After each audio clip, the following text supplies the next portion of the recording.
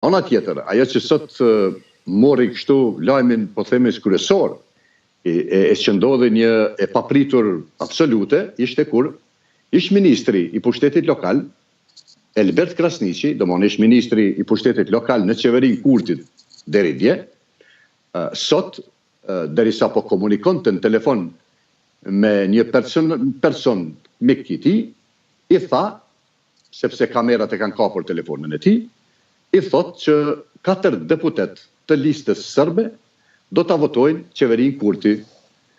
Dhe kjo u bë publike.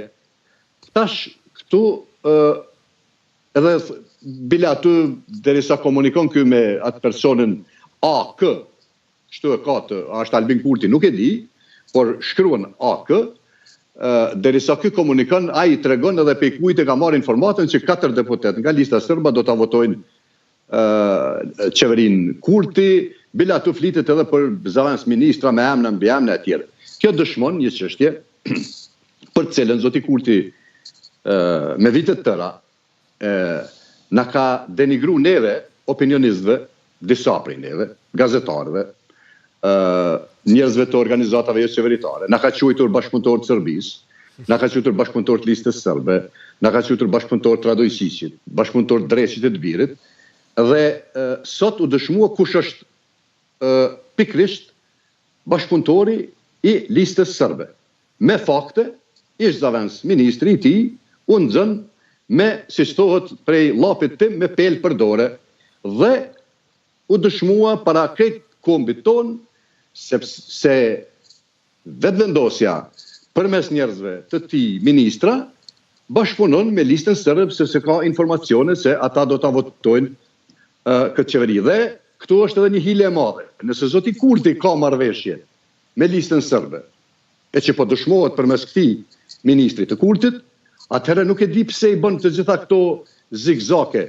E merr fare mirë 10 deputetët e listës sërbe, deputetët jo sërb, i ka 48 deputet në parlament dhe e formon qeverinë. Jo, sepse ky i frigohet natyrisht